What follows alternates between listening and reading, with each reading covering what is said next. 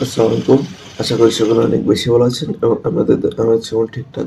তো আজকে কথা বলবো নম্বর সংরক্ষণের এইচএস 26 বইয়ের কম্প্যাক্ট সিরিজের যে বইটা আসছে সে বইটা নিয়ে। তো আমার কাছে অলরেডি 25 সালের যে বই বা বাজার অন্যান্য যে সকল বই মোটামুটি 2-3টা পাবলিকেশনের বই আছে আমার কাছে। আমার কাছে সব থেকে এই যে 26 সালের এই যে বইটা, এই বইটা সব থেকে আমার কাছে একটু ইউনিক মনে হয়েছে অন্যান্য বইয়ের তুলনায়। অন্যান্য বই বা বাজারের যে সকল বই আছে এই বইগুলোর ভিতর আর এই বইয়ের ভিতর পার্থক্যটা অনেক। যেটা সব থেকে ইউনিক করছে সেটা হচ্ছে কি যে অন্য বইগুলোতে দেখা যায় কি একটা চ্যাপ্টারের উপর অনেকগুলো সিকিউ দেওয়া থাকে যে 90টা 95টা 100টা।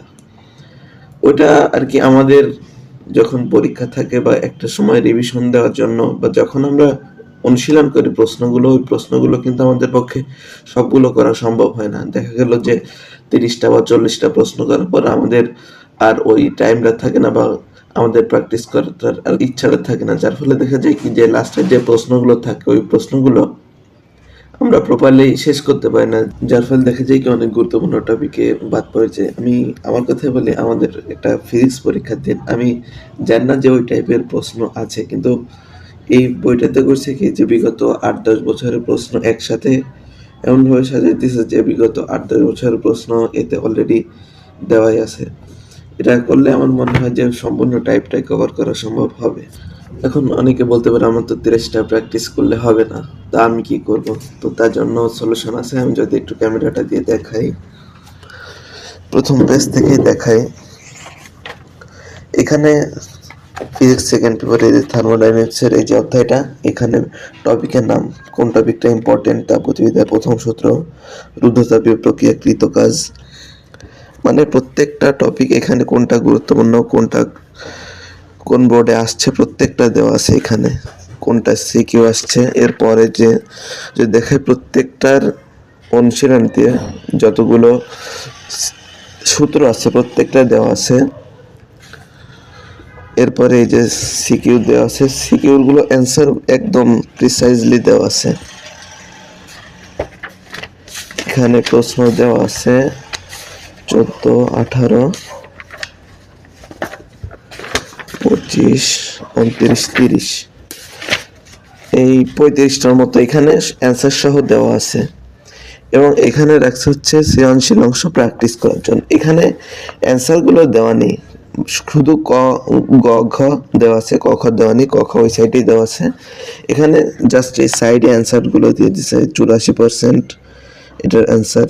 ঘ নম্বরে এই যে বীজ যন্ত্রের এন্ট্রপির পরিবর্তন এই যন্ত্র থেকে, মানে অ্যান্সারটা ফুল দেয়নি বাট শর্ট করে দিয়ে দিছে। এরকম প্রশ্ন আছে এখানে 22টা। আর সব থেকে ইন্টারেস্টিং ব্যাপার হচ্ছে এটা যে ওনার বইতে আমি এরকম দেখিনি যে তাপমাত্রা পরিমাপের নীতি, তাপগতিবিদ্যার 0তম সূত্র। এখানে প্রত্যেকটা যে টপিক সম্পর্কে আলাদা আলাদা প্রশ্ন দিচ্ছে। বিভিন্ন তাপগতীয় পদ্ধতি, তাপগতিবিদ্যার দ্বিতীয় সূত্র, তাপীয় ইঞ্জিন। এটা আমার কাছে সব থেকে ভালো লাগছে। এন্ট্রপি, আপেক্ষিক তাপ, বিভিন্ন তাপগতীয় প্রক্রিয়া, প্রত্যেকটা চ্যাপ্টারে এভাবে সাজানো আছে। আর এটার কথা তো না বললেই নয়, এই যে এমসিকিউ গুলো প্রত্যেকটা প্রশ্নের নিচে ডিটেলসে ব্যাখ্যা দেওয়া আছে। সে শুধু ম্যাথের না, প্রত্যেকটা যে বর্ণনামূলক প্রশ্ন এই যে ব্যাখ্যাটা দেওয়া, প্রত্যেকটা এমন কোনো প্রশ্ন নেই যে ব্যাখ্যা দেওয়া নেই। কিন্তু আমি এখানে একটা বিষয় অ্যাড করব, এই যে ঘ নম্বরে এই যে অ্যান্সারটা, প্রত্যেকটার এই যে খ যেটা অ্যান্সারটা, এটা মনে হয় আমার এই ডান সাইডে এইখানে দিলে আমার মনে হয় যে ভালো হতো। তাইলে আর কি আমাদের প্র্যাকটিস করার জন্য এই যে অ্যান্সারটা এভাবে ঢেকে রেখা দিত অন্য কিছু একটা দিয়ে, এটা করলে একটু ভালো হতো।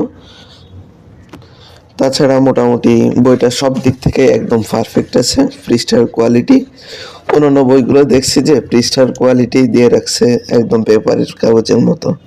আর একটা বিষয় বলতে ভুলে গেছি যে এই যে প্র্যাকটিস অংশের এই যে সিকিউগুলো দিছে এটা তো ডিটেলসে দেয়নি।